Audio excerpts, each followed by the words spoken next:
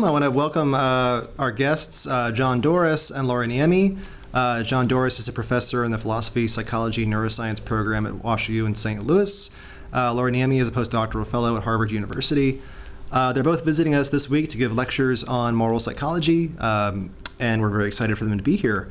And so the thought today was to have just a pretty casual conversation about moral psychology, and moral agency in particular. So from different disciplinary perspectives, how do we think about some of these questions? And so I guess one starting question would just be, what is the approach that each of you take towards moral psychology? When you're framing questions, when you're kind of deciding what to work on theoretically, what is the approach that you take? You want me to start? Sure. Okay. So I take kind of a funny approach that I try to go at it from lots of different levels.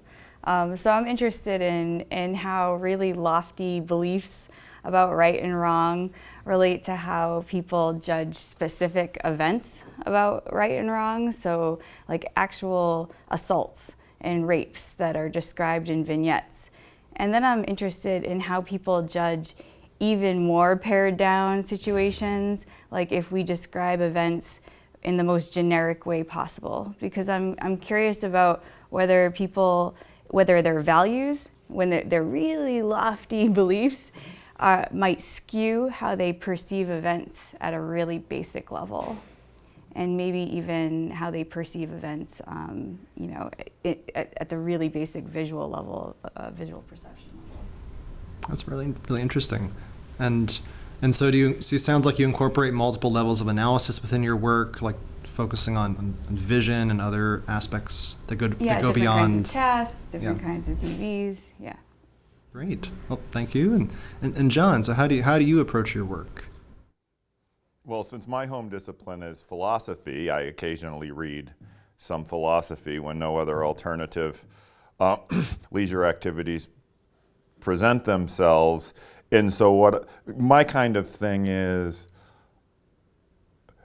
where are philosophers making accessible empirical claims, and trying to find places where accessible empirical claims seem to play a role in the argument in the past, the nature of character, nature of moral responsibility, and then I go out and see if there's empirical literatures. Maybe I've heard of these empirical literatures that seem to tell in one way or another for the empirical claims that philosophers have made, and on rarer occasions try and get involved with some of my own empirical research with the help of psychologists to test some of these claims. And that the goal is to have empirically responsible philosophical theorizing.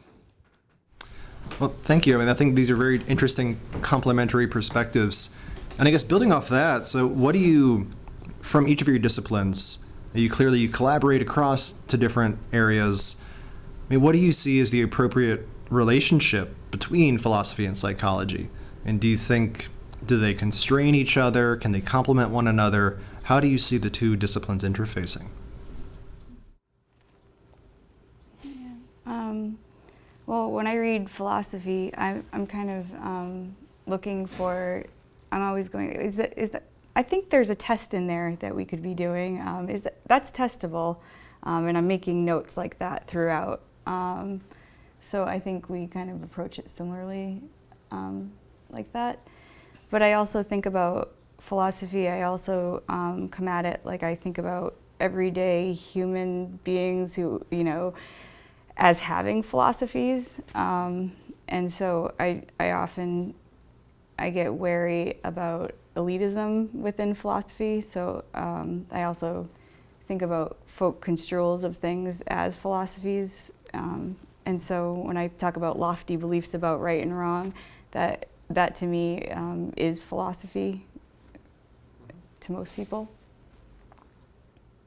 Yeah, so I think Laura's approach might be a little bit more not what's this philosophical theory of value, but primarily how do people structure actual people structure their evaluative worlds. So if, as I'm hearing this, so it sounds like, so Laura, you start from kind of everyday moral experience and try to better understand how people make moral decisions and the different factors that shape those decisions. And, perhaps that speaks to certain kinds of ethical theories in some way. And then John, it sounds like you start in many ways from considering different ethical theories and what any kind of psychological evaluable content they contain, and then looking to the literature to see kind of what's supported, what's not. The overarching editorial idea is the answer is to what's the relationship between psychology and philosophy is yes. So Steve Stitch likes to say that disciplinary boundaries are primarily of interest to deans, right? And it seems like psychologists are often doing philosophy most conspicuously with how they think about evidence. They're doing epistemology, and philosophers are very often doing psychology, say when they're thinking about what matters to people. So my thought is that in a way the question leads to some artificial and constricting distinctions in how we conduct inquiry, and I think it's clear in psychologists like Laura that that's not in a way that's not really a thing for her, right? So me coming up in philosophy when there was all this stuff about the fact-value distinction and the so-called autonomy of ethics, it was very natural to think about how we might bridge these gaps or fill in these gaps between facts and values, between philosophy and psychology. But I think a more natural and organic approach like Laura is taking, where she didn't come at it with all that theoretical baggage, is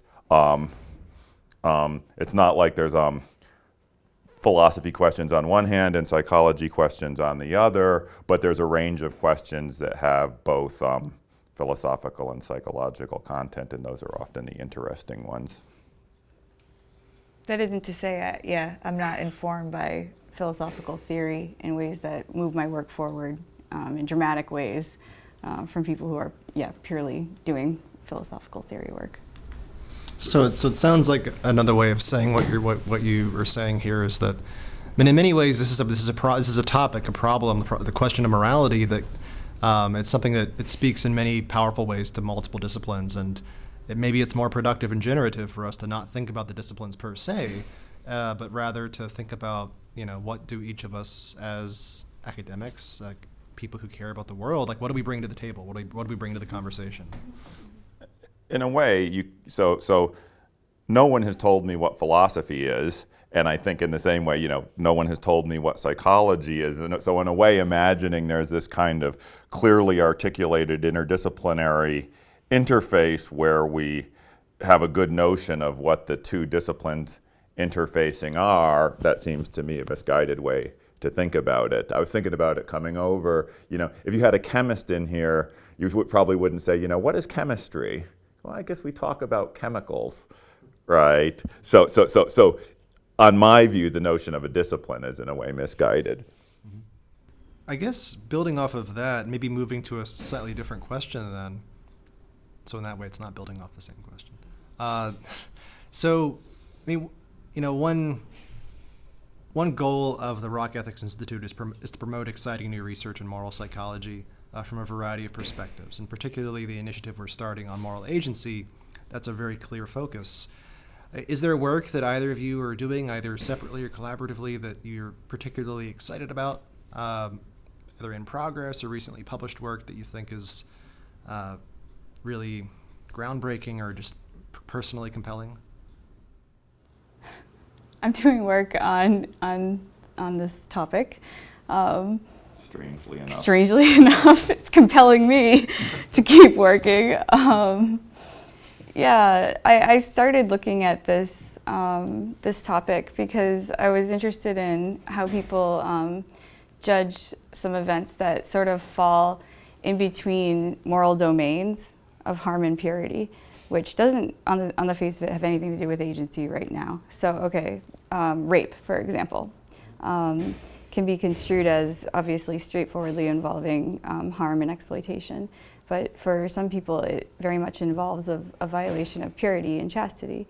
And I was very curious about what that might have to do with judgments of victims as tainted, contaminated, and impure, and how that might relate to them also being judged as harmed.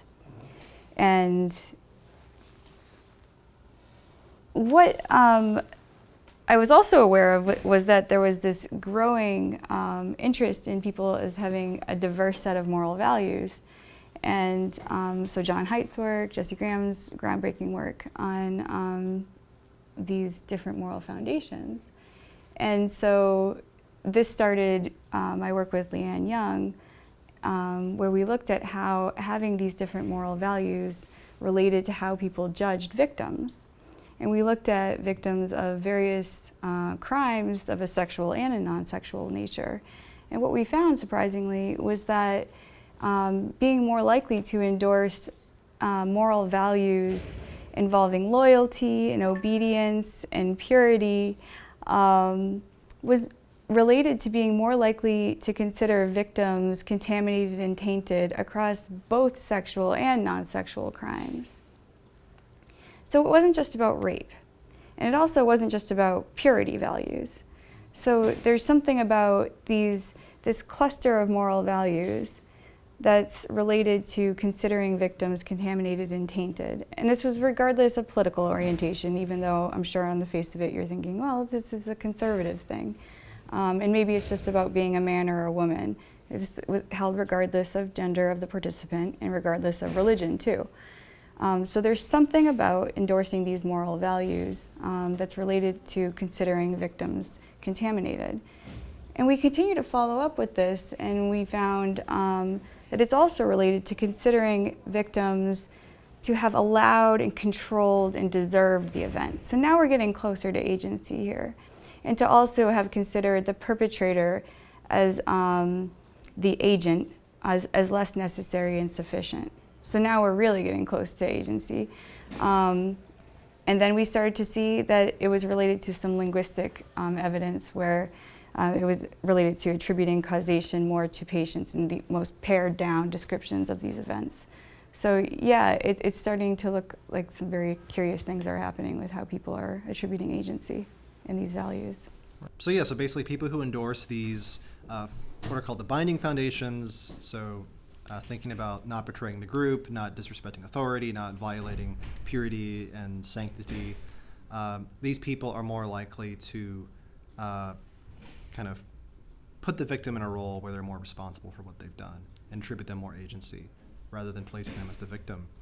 And I guess, Haidt and Graham have argued that these are very important foundations in the sense of maintaining social welfare and social structure. I guess, could you speak more to, what do you think is the cause of that effect? Why are people who are endorsing these principles more likely to engage in victim blaming? Yeah. So on the face of it, it's pretty weird. These are supposed to be the values that make social bonds stronger, that bring us together. Okay, so there's other values that I haven't talked about yet, harm and fairness values, and these involve protecting people from being harmed across group boundaries and making sure that people are treated as equals. People higher in binding values also tend to endorse these other values to a similar extent. But what might be going on is that there might be a key tension between these clusters of values.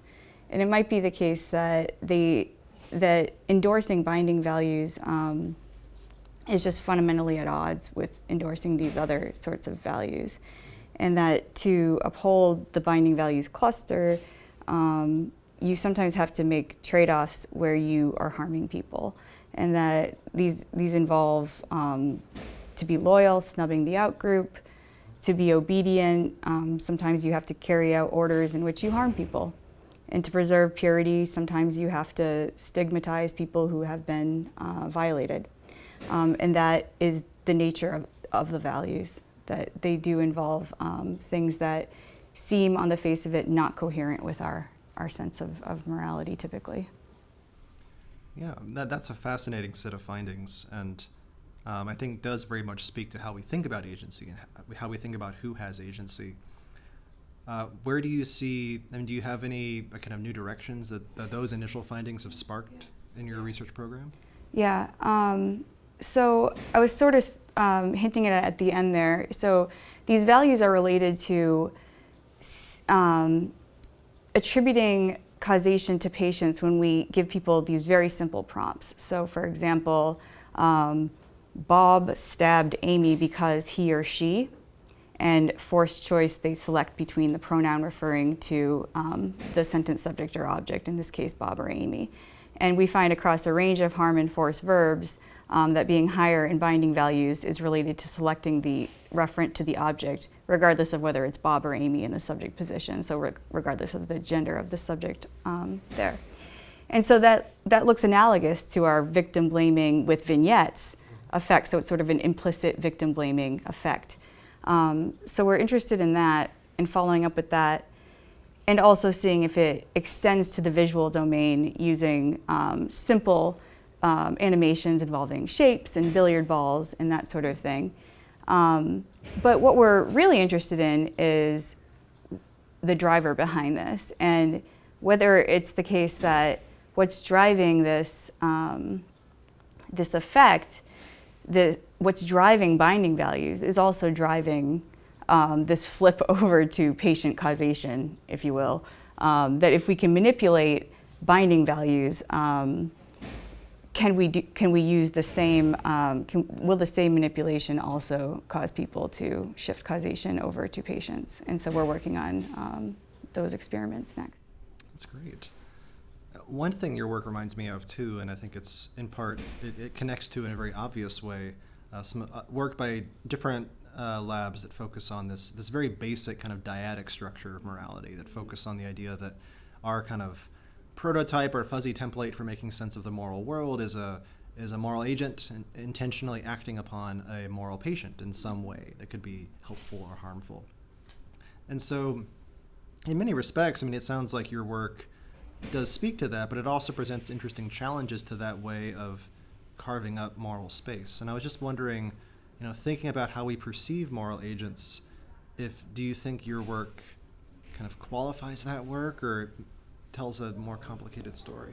So I'm thinking of, Kurt Gray's work and Chelsea's work, and it's incredible. Yeah, so obviously, they propose that everybody's functioning with this cognitive template when we go to do moral judgment, where an agent has harmed a patient, and we sort of justify our moral judgments by identifying a harmful agent and a harmed patient, and we load causation and blame onto the harmful agent, and we do not consider the harmed patient to be blameworthy. And by and large, I'm not going to question that. That is how we go about justifying our moral judgments. We will find victims when we need to. But I also think that there's a really useful quality to these contamination and taint style judgments that are associated reliably with this cluster of moral values, binding values broadly, that doesn't have to do with victims necessarily. A lot of the transgressions that are under the moral purview of binding values don't necessarily even have victims. They can be things that affect the self. They can be things that are done alone, taboos, food taboos, various sexual acts, really abnormal things. They can be things that involve 3 participants necessarily, matters of deception that are really just complicated events. So if you had to map them out linguistically, they would not be dyadic. And so because of the nature of binding values in those transgressions, it seems possible that we need a set of ways to condemn that aren't going to fit really well with that template. And I think that it's possible that we have that tool with these contamination and taint judgments. And so we've started to look at the linguistic underpinnings of contamination and taint and really drill down into the those features in some work too, more recently. That's great. Thank you for expanding on that. I think that's fascinating. I think it really does, as you put it earlier, speak to the different levels of analysis that inform your work and help to show kind of the diversity of ways that psychological scientists can approach how they study moral decision making. And John, I mean, you've written a ton of work on moral agency, and I guess I'm curious: is there work you're pursuing now that you're especially excited about, related to moral agency, or just more broadly to human morality? With respect to agency, I find myself cautious, not to say despairing. But I think the kind of direction that Laura's research exemplifies, where we're not talking about agency simpliciter, we're talking about agency in a context where a specific set of values are at issue, specific relationships are at issue. I think that's the direction where progress is going to be most likely. I've written a substantial monograph on agency, available at fine bookstores near you. Various members of the moral psychology research group who are truly experts on this stuff, Manuel Vargas, David Shoemaker, Sean Nichols, have also written monographs where we're dealing at a highly general level, what is agency? And I think the work is really good, but I think when you're talking about general theories of agency, the best you can do is less unsatisfying and not fully satisfying. And so where I see things going, and this is a guess, and I know Laura thinks this too, that moral psychology will become more applied.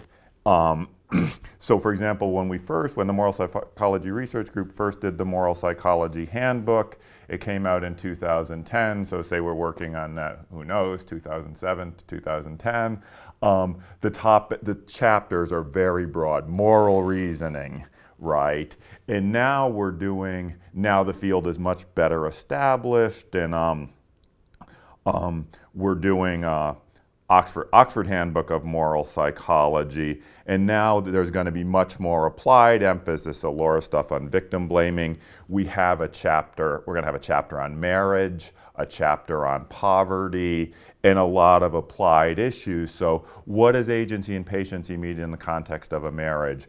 Does agency even have the same significance for someone of high SES who experiences their life without many constraints, and someone of lower SES who may experience their life as much more constrained? And so I think those kinds of questions, where we take agency out of the philosophical ether, right, and think about sort of robustly real-world contexts and bring the philosophical thinking to bear there, that's where we'll make the most progress. I'm theoretically a pluralist about agency. I think there's lots of different kinds of agency, but here I'm suggesting a kind of a methodological pluralism where we find localized, piecemeal avenues of progress. So that's what I think is going to happen to moral psychology, more of the work that Laura is doing that's richly contextualized and grounded in human relationships and values, instead of what is it to be free. And as a social psychologist, I mean, I completely resonate with the need to emphasize contextual variation and how a construct that seems like it could be defined very simply, like agency, actually could have a multitude, a plurality of definitions that make it harder to generalize. So Laura, I mean, did you have anything in response to John that, like, building off of that point, like, where you see kind of the field of moral psychology moving? Yeah, I mean, I'm hoping that it can have this applied dimension. I kind of take a two-pronged approach to it. I think it's going to benefit, hopefully, from this scientific approach that is our strength. The extent to which we can separate values from language and facts and thought, the language of thought. If we can do that exercise and then take what we learn from that and apply it, that's exciting. And we can do that responsibly. That's what's exciting to me. Yeah. So, is there any other work in that you're currently focusing on, or that you've seen by others that you think is particularly exciting? I think one thing that I'm increasingly interested in, I've written a very little bit about, I'm interested in broadly the sort of current methodological controversies in the social sciences having to do with replication, significance, and this kind of stuff, and how people can do better. My hunch is that reports of the death of psychology are exaggerated, but I think there are real interesting issues here, and there are in general issues about the production of knowledge. So there's this kind of deep issue if you have to have esoteric statistical knowledge, and if you go to the higher reaches of these debates about replicability, very few, even smart scientists, say that they can't understand what these guys are getting on about in detail. So one kind of deeply interesting question in the production of knowledge is the truth remote, inaccessible, and esoteric, or are there? I like to say there's no science without a story, or can we tell stories with accessible truths that are still responsible truths? So I'm getting increasingly interested in the method and the philosophy of science as I wonder about times in the past when I've perhaps accepted some science too uncritically or unsophisticatedly. Yeah, that's interesting. Yeah, that relates to something that I'm interested in. Who gets to be a moral authority? Good. Yeah. Someone who knows a lot of statistics. Right. Well, so this is interesting. Who gets to be a knowledge producer in a particular domain? Good. And so who gets to be a particular knowledge producer in a moral domain versus a non-moral domain? And then we need to split moral domains into, potentially, into different values. So then do we need to think about purity authorities and harm authorities and fairness authorities? And is it relevant to think about possible injustice in people's access to being an authority within these domains? And I'm very curious about what that might actually teach us about how we differentiate values and facts, actually. Aren't you going to start to try and develop some neuroscientific stuff on the psychological costs when one's authority is, epistemic authority is discounted? Mm-hmm. Yeah, so with philosopher Natalia Washington, we're working on that. We're working on thinking about how to get at that, and whether the cost to the person who's been discredited from their experience as a knower, whether those costs are similar to what we've historically looked at, costs of social exclusion and the cost of just social hostility. And is there meaningful difference there to be found? Well, these are fascinating directions, and I think that I liked your point you made there at the end that, maybe there may be a fragmentation of morality where when we think about authority, like who gets to have authority and in what particular moral domains that happens. This also reminds me a little bit of stuff that, John, you discussed yesterday in terms of how we acquire moral expertise and how you might have to think about it not kind of broadly speaking in terms of that general term, but rather in a more piecemeal fashion based upon particular domains. Would you care to maybe briefly just discuss again the idea of how you think we acquire moral expertise and if there's any hope? Well, I don't think we know a lot about it. We know that typical members of cultures seem to absorb the norms tolerably effortlessly, so most of us get around our cultures in the expected ways, and the too many horrible exceptions noted, people follow the basic moral prohibitions and prescriptions.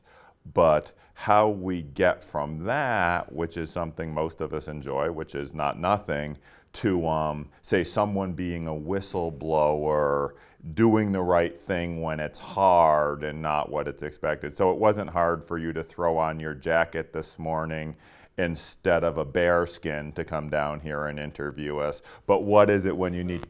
Okay, so so I didn't say there were no deviants, but now, what could we do when it's something like standing up for a less powerful colleague in a meeting when there's a risk to you or something like that? And I don't think we have a great idea of how that goes. And I think it's complicated for just with your exchange with Laura, because I think there's going to be a lot of domain specificity, and it might be for, it might be upbringing, it might be cultural DNA, but it might be DNA, and maybe I'm just a person who gets some moral values. I'm good at loyalty, maybe, and I'm less good at compassion, or the other way around. And it might be that there's going to be sort of substantial diversity with respect to what people can really excel at morally. So I think we're in very early days about how to think about that kind of stuff. Well, that's very helpful. I mean, I think that's in some ways one of the most exciting parts about being in the field of moral psychology. There are so many unanswered questions, and as we try to refine our theories and methods kind of simultaneously and figure out how to produce knowledge in a reliable manner, I think it's, for many of us, an exciting time to be in the field. I guess in closing, is there, I don't know, anything else you'd like to convey about either what you do or what how you see the field moving forward, and any parting words of wisdom for folks who are watching? So so in the past couple of decades, we've witnessed tremendous growth. Moral psychology nowadays is people say a thing, whatever exactly that means, but I guess it's good to be a thing and bad to fail to be a thing. But in any event, Joshua Knobe used to like, another one of our colleagues in the moral psychology research group, used to like to say, the only literary genre that has lasted more than a human generation is mystery stories. And we want to be like mystery stories. So one kind of question going forward is we see a span of academic generations, and now sort of senior people in moral psychology have students who are teaching students, and so on and so forth. We have several academic generations working about, will this congeal into a thing? Seems like you say there's lots of exciting unanswered questions, or will it fizzle out, and if we were sitting around this table in 20 years, it would no longer be the Rock Ethics Institute, but the Rock Institute for Thermodynamic Literature, or whatever the fad turns out to be. So I think it's an interesting question to the extent to which we can consolidate these methods into a thing forevermore. I'm reminded of another colleague, Joshua Green. I mean, he has this nice paper about like what is moral cognition as a field. And to the degree that we're increasingly finding scientifically that so many processes that are implicated in moral decision-making are the same kind of dumb domain general things that we see in all forms of social and seemingly non-moral kinds of decisions. Like, what does that mean if there's not a moral mind as opposed to a non-moral mind? And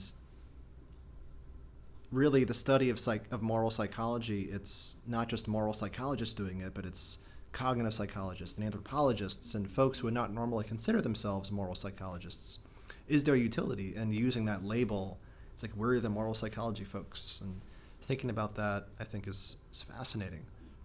So do you have any thoughts on that, Laura? Yeah, I think it'll remain a thing as long as we just remain curious and we don't make too many presumptions. yeah, and we just keep looking and stay open-minded.